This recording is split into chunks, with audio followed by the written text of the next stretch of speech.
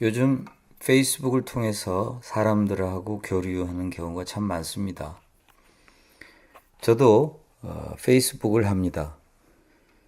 친구가 지금 한 4천 명 가까이 되는데요. 팔로워도 많습니다. 그러다 보니 주기적으로 글을 올리면 좋아요라고 하는 반응을 올리는 사람들도 어떨 때는 몇백 명을 넘습니다. 알파고가 우리나라에 와서 이세돌하고 바둑 시합을 하기 훨씬 전에 저는 페이스북에 인공지능에 대해서 경고하는 글을 올린 적이 있습니다.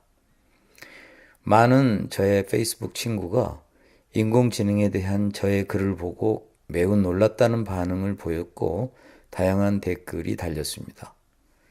그때 우리나라는 선진국에서 인공지능이 얼마나 발전하고 있는지에 대한 정보와 지식이 전혀 없었습니다. 학계도 그렇고 공무원도 그렇고 온갖 곳에서 인공지능에 대해서는 사실상 무지의 상태라고 볼 수 있었지요. 알파고와 이세돌이 바둑 시합을 하기 훨씬 전에 제가 선진국의 인공지능 발달에 대해서 미리 알았다고 말한다면 사람들이 야, 너 네 자랑하는 거야 라고 말할 수도 있습니다.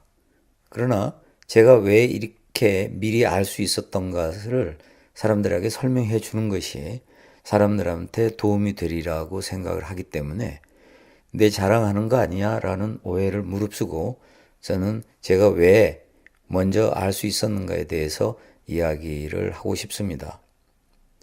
저는 저의 큰아들이 뇌과학을 공부하고 있기 때문에 미국에서 박사과정을 하고 있기 때문에 뇌과학에 대해서 유난히 관심이 많았습니다. 물론 아들이 뇌과학을 공부하기 전부터 저는 뇌과학에 관심이 있었지만 아들이 박사과정에 들어간 이후에는 더욱더 관심이 많았습니다. 그래서 뇌과학에 대해서 도서관에서 책을 빌려서 스스로 공부도 하고 인터넷을 뒤져서 여러 가지 기사도 보고 또 뉴스도 접하고 그렇게 계속 업데이트를 했었죠. 뇌과학을 공부하다가 뇌과학과 연관을 맺으면서 발전하는 인공지능에 대해서 알게 되었습니다. 인공지능은 아직도 뇌의 수준에 비하면 매우 뒤떨어집니다. 그래서 인공지능이 뇌의 기능을 모사해서, 즉 흉내내서 인공지능을 발전시키려고 하는 노력이 많이 있습니다. 우리는 이세돌이 인공지능에 졌기 때문에 인공지능이 인간보다 더 뛰어날 걸로 생각을 하는데 인공지능은 현재 매우 일부 분야에 있어서만 인간을 능가하지 전반적으로는 인간의 뇌에 비하면 매우 뒤떨어진 상태입니다. 저는 인공지능에 대해서 공부를 하다가 인공지능을 도약시킨 제프리 힌튼, 얀 레쿤, 야슈아 벤지오, 그리고 핫사비스, 위리겐 슈미트 후버 등에 대해서 알게 되었습니다. 인공지능은 몇십 년간의 어떤 정체기를 벗어나기 위해서 극적인 돌파구를 찾기 위해서 노력하던 와중에 뇌과학을 통해서 인간의 뇌를 흉내내다가 나름 성공을 거두었다고 볼 수가 있습니다. 물론 어떤 학자들은 인간의 뇌 인지기능과 인공지능은 상당히 거리가 있기 때문에 뇌과학의 도움을 받은 것은 없다 이렇게 말하기도 합니다만은 뇌의 힌트로부터 인공지능의 발전이 있었던 것은 사실인 것 같습니다. 제가 이렇게 인공지능에 대해서 남보다 조금 더 빨리 알 수 있었던 것은 인공지능을 먼저 접하게 된 저의 관심사 때문이기도 하지만 무엇보다도 제가 미국에서 공부를 했기 때문에 영어에 익숙해서 아직 한국말로 소개되지 않은 인공지능에 관한 영어 정보, 영어 자료를 쉽게 제가 이해할 수 있었기 때문이기도 합니다. 그래서 만약 여러분이 선진국에서 어떤 기술과 과학이 현재 트렌드인가를 알고 싶다면 영어를 잘하거나 그렇지 않으면 선진국 언어를 잘해서 그 지식과 정보를 쉽게 습득할 수 있어야만 합니다. 그렇지 않으면 한국말로 번역돼서 소개될 때까지 기다려야 되는데 한국말로 번역해서 소개되면 이미 나뿐만이 아니라 많은 사람이 알게 되고 따라서 내가 더 먼저 알게 되는 일은 없게 됩니다. 4강에서 저는 코딩을 배워야 한다고 말씀드렸습니다. 인공지능 시대가 시작되어서 코딩을 배워야 하는 게 아니라 이미 디지털 시대, 컴퓨터 시대가 오래전부터 시작되었기 때문에 코딩을 배워야 하는 것입니다. 많은 국민이 지금 현재 직장 생활을 하고 있습니다. 코딩을 배우면 직장에서 과연 얼마나 유용할까요? 인공지능 시대 이전에도 코딩을 배우면 업무에 도움이 됩니다. 예를 들어 지금 대부분의 직장에서 수행되는 업무의 태반은 인공지능 이전에 컴퓨터와 IT 기술에 의해서 개선될 수 있습니다. 제가 이렇게 볼 때, 야, 이 업무를 왜 사람 손으로 하지? 컴퓨터로 하면 아주 간단하게 끝날 텐데 라고 생각되는 업무가 상당히 많습니다. 따라서 우리가 인공지능의 시대가 시작되었기 때문에 코딩을 배우라가 아니라 사실은 코딩을 누구나 다 배우는 것이 매우 유용합니다. 앞으로 인공지능의 시대가 닥치면 더욱더 코딩이 유용할 것입니다. 인공지능 시대에는 자신이 하는 업무가 인공지능에 의해서 부분적으로 수행되기 쉽습니다. 자기가 코딩을 알고 인공지능을 알아야 인공지능을 더 잘 활용할 수 있고 남보다 경쟁력을 확보할 수 있습니다. 직장에서 우리가 하는 업무의 일부가 인공지능에 의해서 수행된다고 가정해 봅시다. 인공지능이 업무를 수행하게 되면 해고되는 직원이 있고 남는 직원이 있습니다. 남는 직원은 인공지능을 알아야 되는 것은 당연합니다. 이제 자신의 업무를 수행하면서 자신의 업무가 인공지능에 의해 대체될 수 있는지 대체될 수 없는지 아는 직원은 그렇지 않은 직원에 비해서 경쟁력을 가질 것입니다. 인간의 수준을 능가하는 인공지능이 나오기 전에는 인공지능은 인간의 업무를 보완하는 수준이 되기 쉽습니다. 어떤 업무를 인공지능에 맡길 것인지를 안다는 것은 매우 중요한 능력입니다.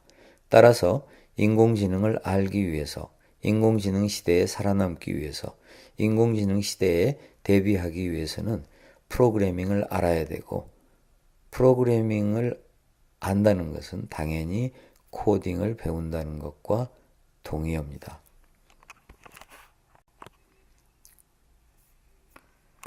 알파고의 사장은 천재로 이름 높은 핫사비스입니다. 아버지는 그리스 사람이고 어머니는 중국 사람이라고 하지요.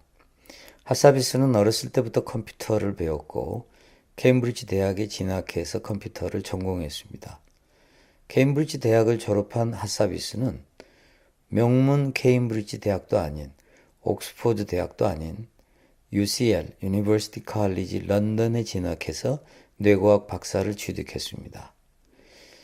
UCL은 물론 나쁜 학교는 아닙니다. 그렇지만 케임브리지 대학을 나와가지고 케임브리지 대학이나 옥스포드 대학을 가지 않고 UCL로 간 이유는 UCL의 뇌과학 프로그램이 특별히 좋았기 때문입니다. 그는 평생 한 편만 실려도 영광이라는 세계 3대 과학학술지의 하나인 네이처의 논문을 게재하면서 인공지능 회사를 창업합니다. 그 회사가 바로 알파고를 만든 딥마인드입니다. 알파고를 만든 회사는 딥마인드라는 회사입니다. 딥마인드는 구글의 자회사입니다. 핫사비스가 딥마인드를 창업했을 때 구글이 그 성장 가능성을 보고 거액을 주고 인수를 했습니다. 그래서 핫사비스가 실제로 운영을 하고 있지만 딥마인드는 구글의 자회사입니다. 인공지능은 최근에 딥러닝이라는 머신러닝 방법을 사용해서 비약적인 발전을 일으켰습니다. 딥마인드는 인공지능의 딥러닝과 뇌과학에서 나온 마인드를 결합한 그러한 명칭입니다. 딥러닝은 뇌학습을 모방해서 인공지능의 도약을 시도합니다. 아까 말씀드렸듯이 아무리 컴퓨터가 발달했다 해도 인간의 뇌에 비하면 아직 지능이 많이 떨어집니다. 인공지능은 등장하고 수십 년 동안 정체기를 겪다가 머신러닝이라고 하는 기법이 등장하면서 진정한 인공지능으로 발전하기 시작합니다. 머신러닝은 기계학습이라고도 부르는데 인간의 러닝, 즉 인간이 학습하는 것처럼 기계가 학습하는 것을 말합니다. 사람에 따라서는 머신러닝 이전의 인공지능은 진정한 인공지능이 아니다. 머신러닝이야말로 진정한 인공지능의 시작이다. 이렇게 이야기를 하기도 합니다. 요즘은 아예 인공지능이라고 하는 용어 대신에 머신러닝이라는 용어를 많이 사용합니다. 미국의 4대 컴퓨터 명문 대학 중에 하나인 카네기 멜론 대학에서는 머신러닝 박사과정을 개설하기까지 했습니다. 따라서 인공지능을 공부하고 싶을 때 머신러닝 박사과정에 들어가도 되고 컴퓨터 학과에 들어가서 머신러닝을 공부해도 됩니다. 지금 머신러닝은 1980년대와 1990년대에 이루어진 뇌과학 연구를 컴퓨터 알고리즘에 결합하고 있지만 이론 속도면 최근에 뇌과학 연구 결과가 머신러닝에 결합될 날도 멀지 않았다 이렇게 이야기합니다. 이제 컴퓨터와 뇌과학의 융합으로 생각지도 못한 신세계가 열리리라고 생각을 합니다. 여기서 머신러닝은 딥러닝보다도 더 앞서 나온 기술입니다. 딥러닝은 머신러닝 이후에 나온 기법입니다. 인공지능의 부분 집합이 머신러닝이고 머신러닝의 부분 집합이 딥러닝입니다. 즉 인공지능이라고 하는 커다란 영역에 머신러닝은 일부 영역이고 머신러닝이라고 하는 영역의 일부 영역이 딥러닝입니다. 따라서 인공지능이라고 하는 커다란 영역 속에서 머신러닝이라는 기법이 인공지능을 발전시켰고 머신러닝 중에서 딥러닝이라고 하는 최신 기법이 머신러닝을 더욱 발전시켰기 때문에 인공지능이 오늘날의 수준에 도달한 것입니다. 핫서비스가 창업한 딥마인드는 이처럼 인공지능의 일부 영역인 머신러닝의 일부 영역인 딥러닝의 딥을 따오고 뇌과학의 인간의 마인드라고 하는 마인드를 따와서 딥마인드라고 회사 이름을 지은 것입니다.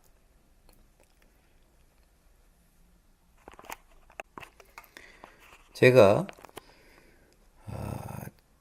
2012년에 쓰여진 그 논문을 읽은 적이 있는데요. 그때 그 논문에는 전 세계 인공지능 전문가가 수십 명이 불과하다는 주장이 담겨 있었습니다. 딥러닝은 사실 2012년경에 비약적으로 발전하기 시작했습니다. 그렇다면 오늘날은 수십 명보다는 더 되겠죠. 전 세계의 인공지능 전문가가. 그러나 그 수십 명의 전문가가 수백 명이 되었다고 하더라도 한국에 몇 명이나 있는가는 약간 의문입니다. 어떤 한국 인공지능에 속한 어떤 교수는 자신들이 여러 명이 학회에서 인공지능 학회에서 핫서비스의 논문에 대해서 대화를 나눈 적이 있었는데 다들 솔직히 논문을 이해하기가 쉽지 않았다고 고백을 했다고 합니다.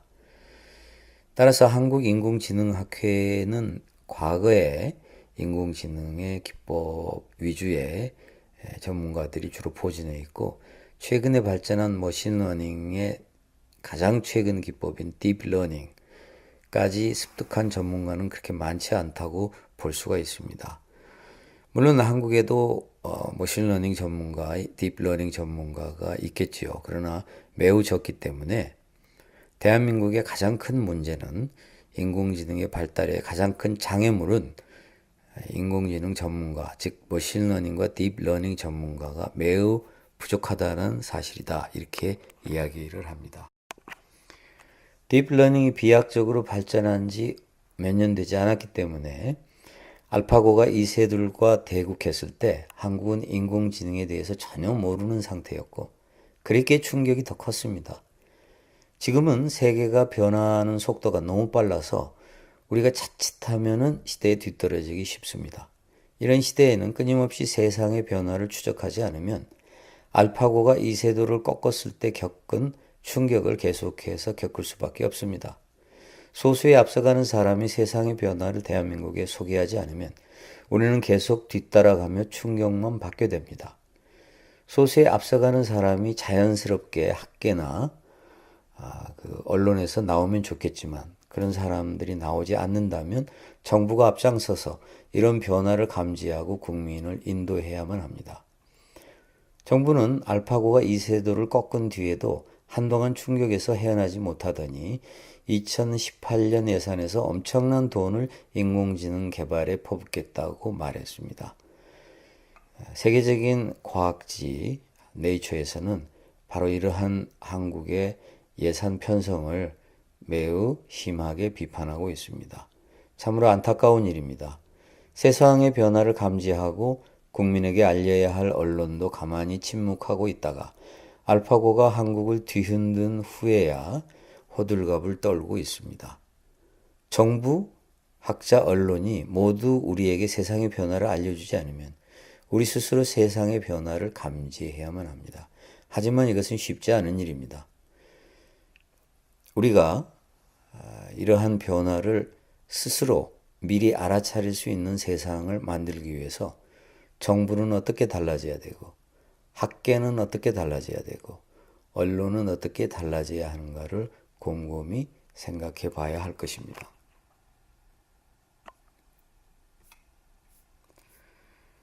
이상으로 제 5강을 마치겠습니다. 5강은 제가 수호서재에서 펴낸 예측 불가능한 시대에 행복하게 사는 법, 4차 산업혁명 시대를 위한 생존 전략 일부 중에서 5번째 주제인 알파고 이전에 우리는 왜 몰랐던가의 내용을 설명하였습니다. 저는 이 책에 대해서 강의를 몇 번 했는데요. 청중의 일부는 제 책을 미리 읽은 사람이었는데도 뜻밖에도 제 강의를 듣고는 몰랐던 내용이 많다고 이야기했습니다. 실은 모두 책에 있는 내용인데도 말입니다. 우리는 독서를 할 때 대충 쓱쓱 읽기 때문에 막상 핵심 사항을 놓치는 경우가 많습니다. 제가 이 강의에서 내용을 재구성하여서 다시 이야기하면은 독자 여러분이 많은 도움을 얻을 것으로 생각이 합니다. 이 강의가 도움이 되었으면 좋겠습니다. 저는 고려대학교 윤성식 교수입니다. 감사합니다. 다음 시간에 또 뵙겠습니다.